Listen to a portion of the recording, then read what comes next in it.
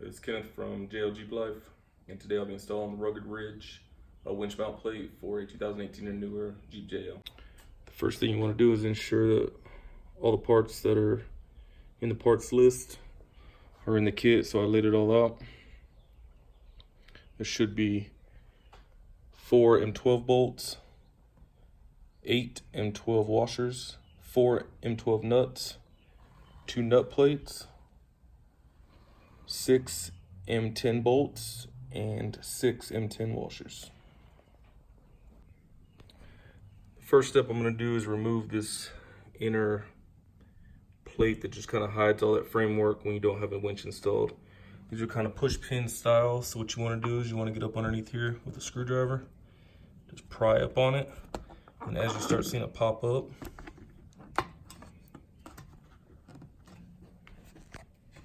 if you lift up on it. The next thing I'm going to do is pull out this secondary primary piece right here. So it looks like there's 1, 2, 3, 4, 5 bolts that hold it in.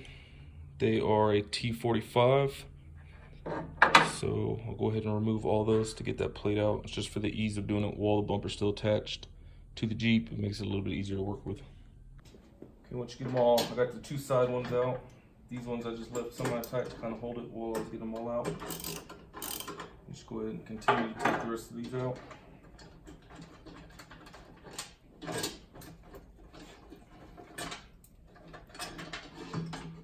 And this plate just pulls straight out just like that. All right, as you can see, there's a wiring harness that runs inside of the bumper. And all that runs straight over to this side of the frame rail right here. And what you're gonna have to do is you're gonna have to push it on this button right here and pull back on this to unplug it. And that disconnects all the electrical, separates the bumper electrical from the body electrical, and you can go ahead and continue on removing the front bumper. All right, so I didn't catch it in time, but up underneath here, there's 2 13mm bolts that hold on the lower bumper skid plate. It's the back hole right there. There's one on that side. I did not get a video of those before I removed them, but I would probably take those out first.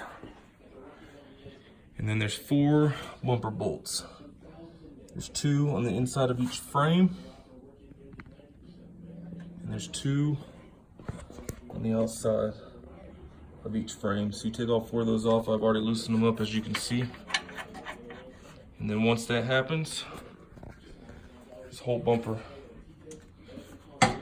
becomes loose and it's ready to come off. All right, so once you get all 8 of the nuts off, 4 on each side, you want to double check and make sure that the electrical connector is disconnected, because that's going to become a problem. If you try to pull the bumper off and the electric's still connected, then you'll be fighting to get it back on to get that disconnected. One thing you could do to possibly lighten this bumper up a little bit is remove these end caps. I don't know how much weight that will remove, but it may be minimal or maybe a lot. This bumper's going to be heavy, so be prepared. Kind of use these as some handles.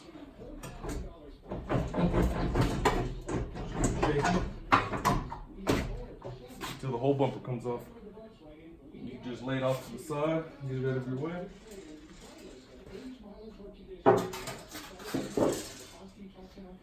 And this is what it looks like with no bumper on it. All right, just to note in the instructions, it says if you're going to remove, or if you're going to reuse the factory, what they call air dam, you're going to have to modify these brackets right here. So these are the brackets that hold the bottom of that lower air dam. That's where I took those 13mm bolts out of earlier. And what the problem is this big thick metal bracket winch plate connects on here, then the bumper goes back on. So now the bumper is going to be sticking out a little bit further than it was before. And so these need to be drilled out a little bit further up this way. That way this has a way that it can tilt upward to allow for that bumper that's sticking out a little bit more.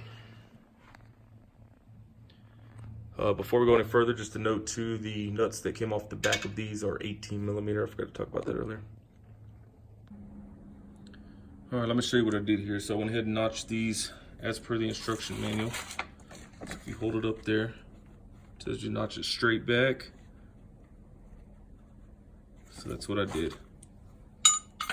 What that allows you to do is once you have the bolts in there and tight, this bracket can move back and forth however you need it to. So here's the bracket from the other side. I already took it off. And what I did was I used the washer marks as the marks to go ahead and hit it. To go ahead and mark where I wanted my drill bit to be. I used of course a step up, but a 13/32 was about the size of the hole, so that's what I went with. Once I drilled out the secondary hole, I used a Dremel to kind of cut in between both of those holes to allow it to slide back and forth.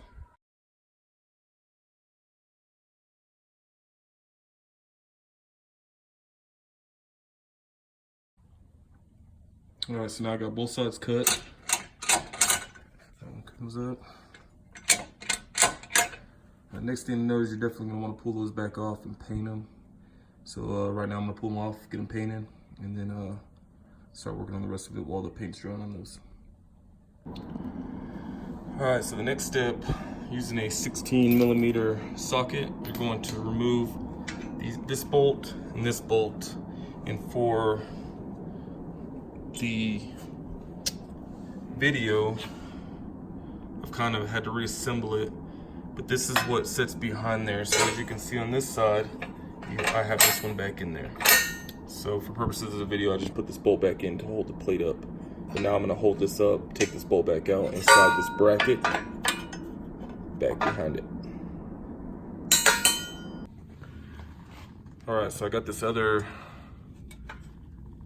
bumper bracket back in here. I've also installed this back bracket right here with the 4 supplied M10 bolts and nuts. The bolt head is an 18mm, the nut is a 19mm. And everything is in here very loosely. And the reason is because these horn brackets back here, they have holes in them that have to line up with this bracket here and this outer winch plate. This back bracket right here, if you look back up underneath here, these brackets are going to be on the outside of the original air dam brackets that I pulled off and had to drill out. So make sure that you install everything loosely. That way once you get everything, all the bolts back in and everything lined up where it needs to be, then you can go ahead and tighten down on everything. Alright, so I go ahead and got the air dam brackets reinstalled back inside of there loosely using the factory hardware. And then now to be time to get the bumper back on. You just line up these holes the best that you can with everything still loose. And then once you get the bumper studs on the back through the holes, you're just gonna have to kind of wiggle the bumper to go ahead and get it set in there.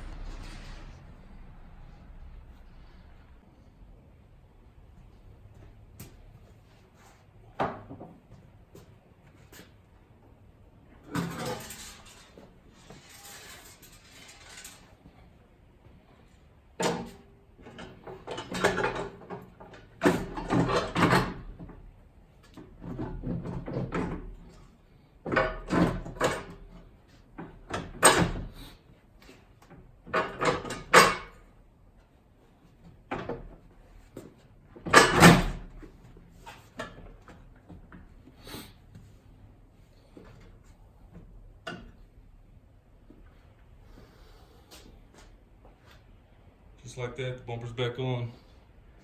So go ahead and get the nuts on, and get everything tightened down.